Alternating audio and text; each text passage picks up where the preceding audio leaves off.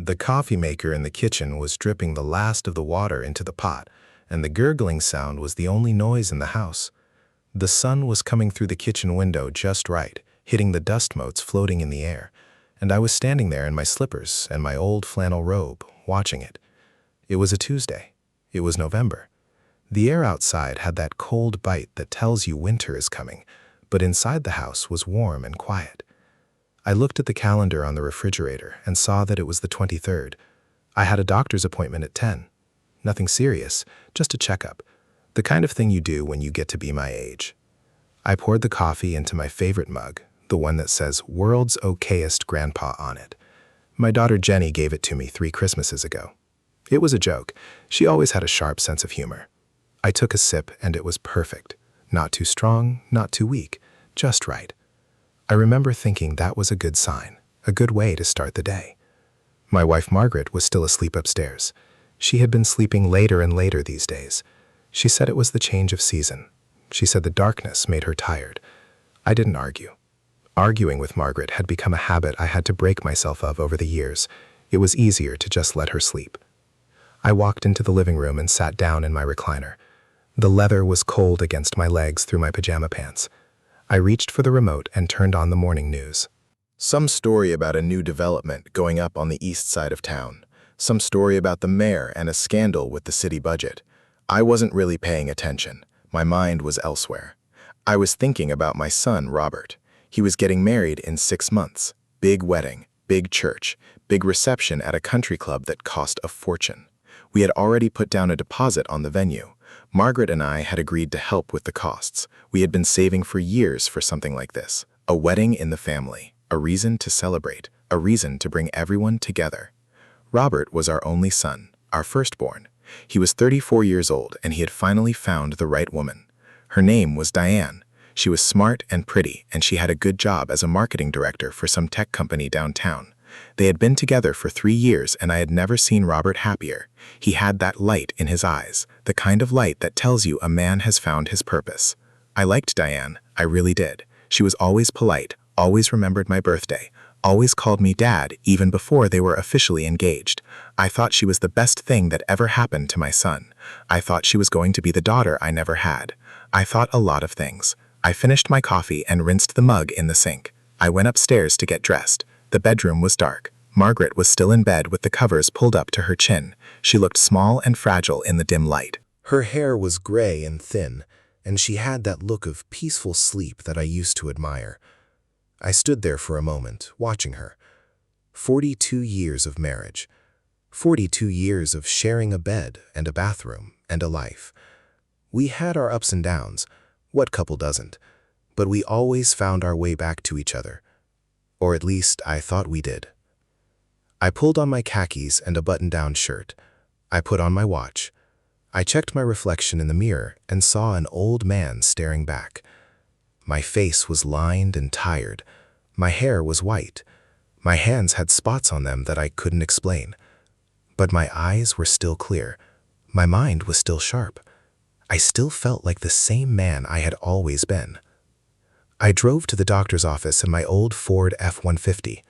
The truck had over 200,000 miles on it, and the engine had a slight tick that I kept meaning to get checked out. The radio was playing classic rock, the same songs I had listened to for 40 years, the same songs I had taught Robert to love. He used to sit in the passenger seat with his little legs dangling over the edge, and we would sing along to the Rolling Stones and Bob Seger and Bruce Springsteen. Those were the best days. Those were the days I thought would never end. I pulled into the parking lot and sat there for a moment with the engine running. I thought about calling Robert to check in. He had been distant lately, too busy with work, too busy with wedding planning. I understood. He had a lot on his plate. I decided to give him space. I didn't want to be the clingy old man who calls his son every day. The doctor's office was clean and bright and smelled like hand sanitizer. I sat in the waiting room with a magazine I wasn't reading. The nurse called my name, and I followed her to the examination room. She took my blood pressure and my temperature and my weight. Everything was normal. The doctor came in and we talked about the usual things: arthritis, hearing loss, the importance of staying active. He asked me about my mood. He said depression was common in men my age. I told him I was fine. I told him I was happy. I told him I had a son getting married soon, and I had a lot to look forward to. He smiled and said that was good. He said I should hold on to that. He had no idea. I stopped at the grocery store on the way home. I bought a chicken and some vegetables and a bottle of wine. I was going to cook dinner tonight. I wanted to do something nice for Margaret. I wanted to surprise her. I wanted to remind her that I still loved her after all these years. I had been thinking a lot about romance lately, about the things we used to do, the way she used to look at me, the way she used to laugh at my jokes. I missed that. I missed the woman I married. I had a feeling somewhere deep in my gut that she was slipping away from me. I didn't know why. I couldn't explain it, but I felt it. That cold emptiness that comes when you know something is wrong, but you can't put your finger on it. When I got home, I put the groceries away and called out for Margaret. No answer. I checked the bedroom. She wasn't there. I checked the backyard. She wasn't there. I went to the living room and saw her purse on the coffee table. Her keys were still in the bowl by the door. Her car was in the driveway. She had to be somewhere in the house. I called her name again, and this time I heard a faint reply from the basement. I went down the stairs and found her in the laundry room. She was sitting on the floor with her phone in her hands. She was crying, silent tears running down her cheeks. I asked her what was wrong. She shook her head and told me it was nothing. She said she was just tired. She said she was overwhelmed by the wedding planning.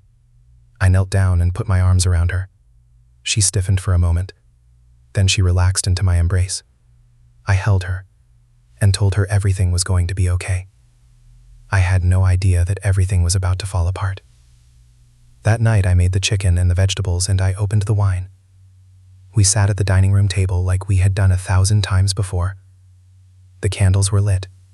The music was playing softly in the background. It was a perfect scene, a perfect moment. But there was something off. Something in Margaret's eyes. She was avoiding my gaze. She was pushing her food around her plate. She was looking at her phone every few minutes. I asked her if she was okay, and she said yes. She said she was just distracted. She said she was worried about the flower arrangements. I knew that was a lie. I had known her for 42 years. I knew every expression on her face. I knew every twitch of her jaw and every flicker of her eye. She was hiding something. But I didn't push. I didn't want to ruin the evening. I wanted to believe that everything was fine. I wanted to believe that we were still the same couple we had always been. The next morning, I woke up early and made coffee. I checked my bank account on my phone like I did every morning. It was just a habit, a routine, something to do while the coffee was brewing. I looked at the balance and my heart stopped. There was nothing there. Zero. The account that had held our life savings, the account that held the money we had been saving for retirement, the account that held the money for Robert's wedding. It was empty. I refreshed the screen. I closed the app and opened it again. I refreshed it a third time. The balance was still zero. My hands started shaking. I couldn't breathe. I called the bank immediately, and the customer service representative told me that a withdrawal had been made the day before. A wire transfer. The entire balance. Transferred to an account I had never seen before. An account under the name of Robert Williams, my son. I sat down at the kitchen table and stared at the wall. My mind was a blank slate. I couldn't process what I had just heard. I couldn't understand why Robert would do this. I couldn't understand why he would take everything without asking, without telling me, without even a phone call. I thought about the wedding. I thought about the deposits we had made. I thought about the country club and the flowers and the catering. I thought about all the years I had worked double shifts at the factory, all the nights I had come home exhausted and dirty just to put food on the table, all the vacations we never took, all the new cars we never bought, all the things I had sacrificed so that my children could have a better life. And now it was all gone. In one transaction, in one click of a button. My son had taken everything. I called Robert immediately. It went straight to voicemail. I called him again. Voicemail. I called him a third time, and this time I left a message. I told him I needed to speak with him. I told him it was urgent. I told him I loved him and I was confused and I needed him to explain. My voice was cracking. I was trying to stay calm, but I could feel the panic rising in my chest. I hung up and sat there for a long time. Then I called Margaret. She picked up on the second ring. She sounded tired. I told her about the bank account. I told her about the withdrawal. I told her that Robert had taken all the money. There was a long silence on the other end of the line. Then she spoke. Her voice was flat, hollow, like she had been expecting this call. She told me she knew. She told me Robert had called her the day before. He had told her he needed the money for a down payment on a house. He had told her he would pay it back. He had told her not to tell me because he wanted to surprise me. He wanted to show me that he was responsible. He wanted to prove that he could handle the wedding costs on his own. She said she gave him permission to take the money. She said she trusted him. She said she believed in him. I felt the blood drain from my face. My legs gave out and I collapsed into the kitchen chair. I couldn't believe what I was hearing. My wife had conspired with my son to steal my entire life's savings, the money I had worked 40 years to accumulate, the money I had saved for our retirement, the money I had planned to use to travel with her and finally enjoy the fruits of our labor. And she had just given it away, without a conversation, without a single word to me. I asked her why. I asked her how she could do that to me. She started crying and she told me she was sorry. She told me she knew it was wrong, but she wanted to help Robert. She said he was struggling financially. He had gotten himself into debt. He had credit cards and loans and he was drowning. He had come to her a month ago and told her everything. He had begged her not to tell me. He said he was ashamed. He said he wanted to be a good son. He said he would pay us back as soon as he could. Margaret said she couldn't say no to her son. She said she loved him too much. She said she would have done anything for him. She said she would have died for him, and I believed her. I knew that kind of love. I had that same love. But I would have never stolen from my own father. I would have never betrayed the man who raised me. I drove to Robert's apartment that afternoon. I didn't call ahead. I didn't give him any warning. I just showed up. He opened the door and his face went pale. He knew why I was there. He knew the jig was up. He invited me inside and I sat on his couch and I looked at him. He looked terrified. He looked like a little boy who had been caught with his hand in the cookie jar. He started talking before I could say anything. He told me the money was already gone. He had used it to pay off his credit card debt. He had used it to buy the engagement ring for Diane. He had used it to put down a deposit on a new apartment. He had used it for the wedding. The deposit I had already paid. The deposit he had never reimbursed me for. He told me he was going to pay me back.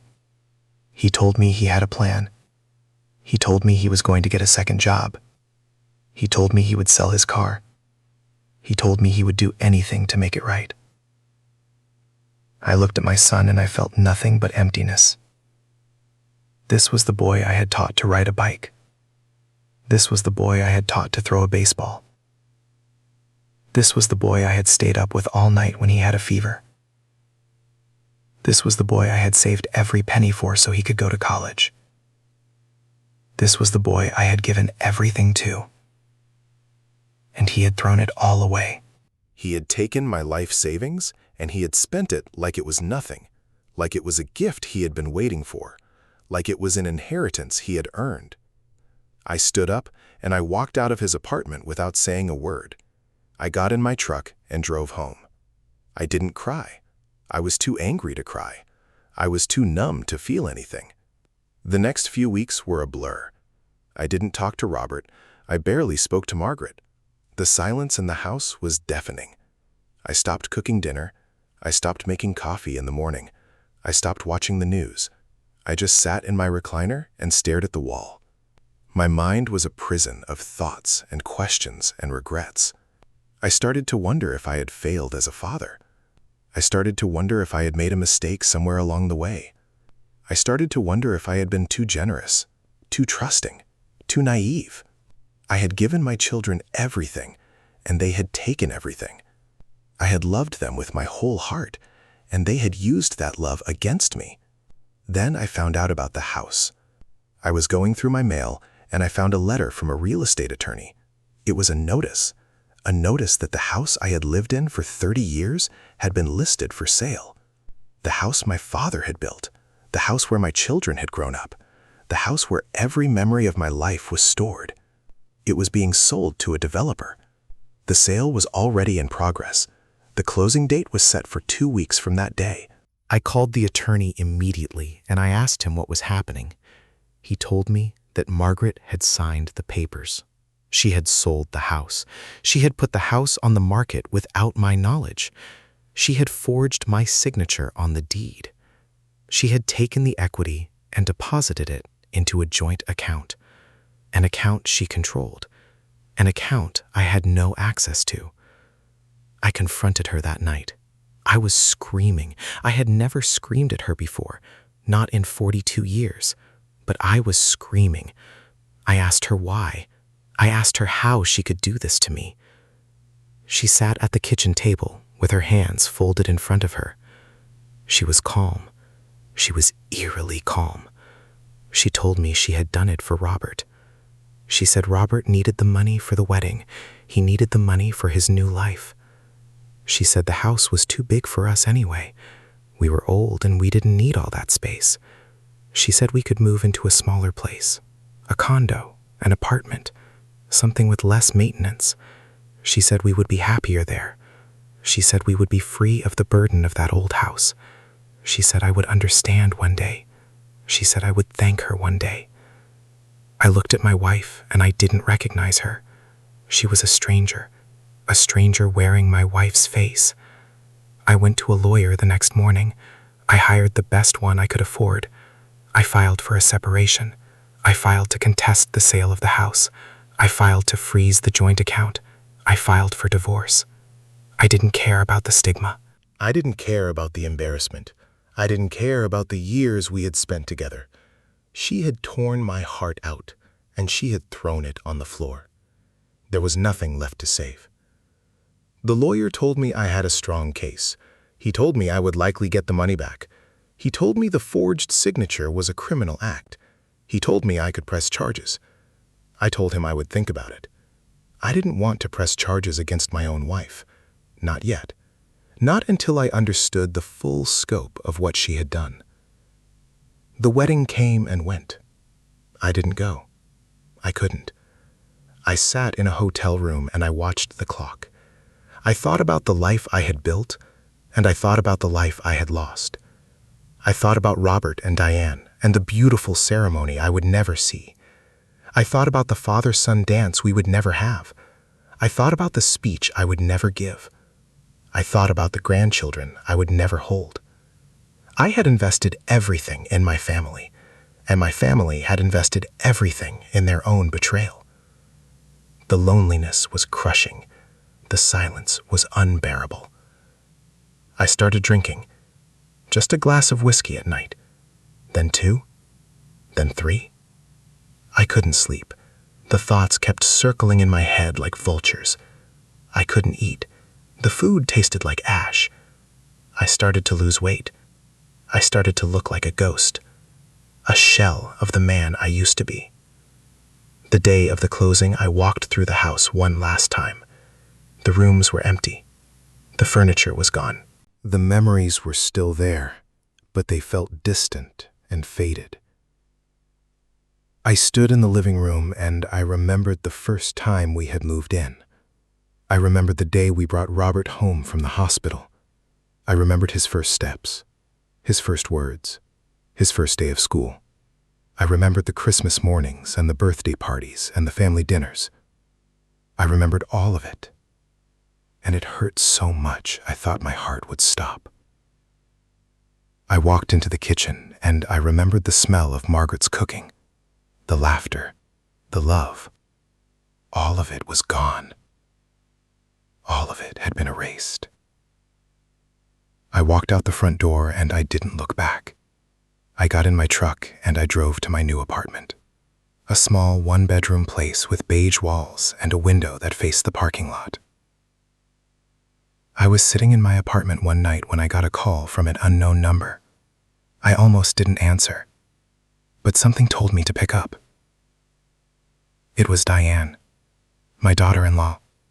She was crying. She was apologizing. She told me she hadn't known about the money. She told me Robert had lied to her.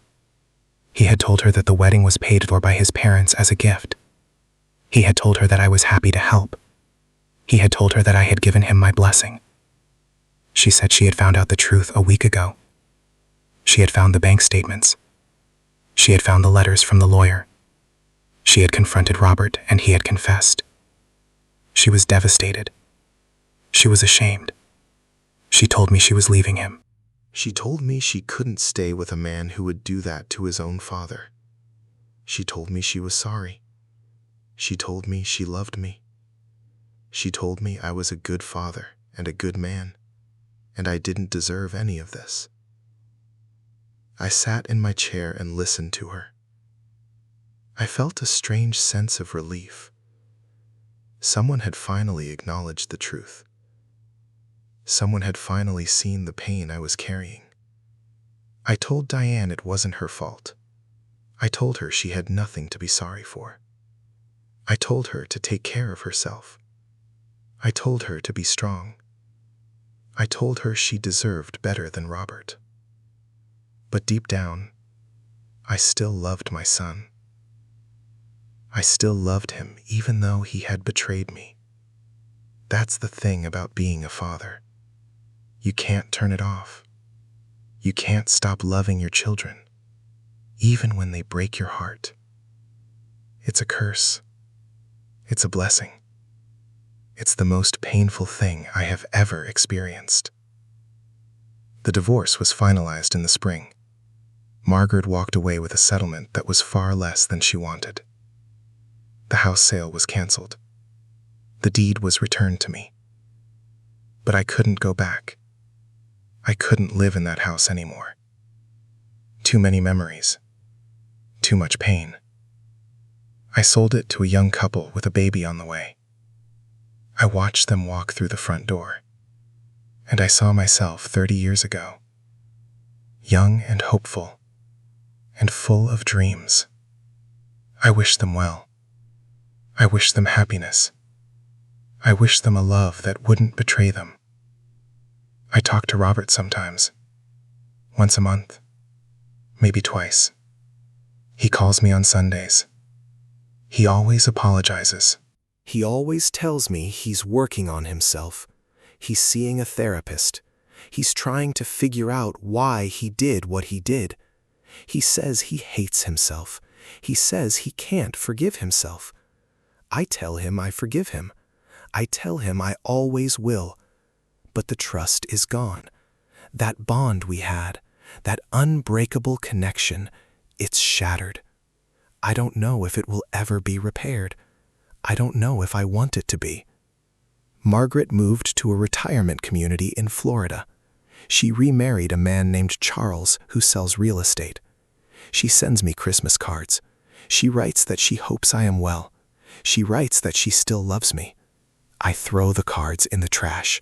I don't want to see her face. I don't want to hear her voice. She was the one person I trusted most in the world, and she took everything from me. Not just the money, not just the house. She took my sense of security. She took my belief in love. She took my future. I am 72 years old now. I live alone. I have a cat named Frank. He is gray and fat, and he sleeps on my chest every night. I play chess at the community center on Wednesdays. I walk in the park on Saturdays. I visit my grandchildren when I can. Jenny has 2 kids, a boy and a girl. They call me Papa. They have no idea what happened. I want to keep it that way. I want to protect them from the ugliness of the world as long as possible. I want them to believe in family. I want them to believe in love. I don't want them to end up like me. The other day, I was cleaning out my closet, and I found a box of old photos. Pictures from the early years. Margaret in her wedding dress, Robert as a baby, Jenny as a toddler. All of us together at the beach. All of us smiling. All of us happy. I sat on the floor and I looked through them one by one. I remembered the feeling of holding Margaret's hand, the feeling of Robert wrapping his little arms around my neck, the feeling of Jenny laughing at a joke I made. Those were the best years. Those were the years I thought would never end. But they did end. They always end. I put the photos back in the box and I closed the lid. I walked out to the living room and I looked at the clock. It was almost dinner time. I opened the refrigerator and looked at the leftovers. I wasn't hungry. I never am. I poured myself a glass of water and sat down in my recliner. Frank jumped up on my lap and started purring. I stroked his fur and I looked out the window.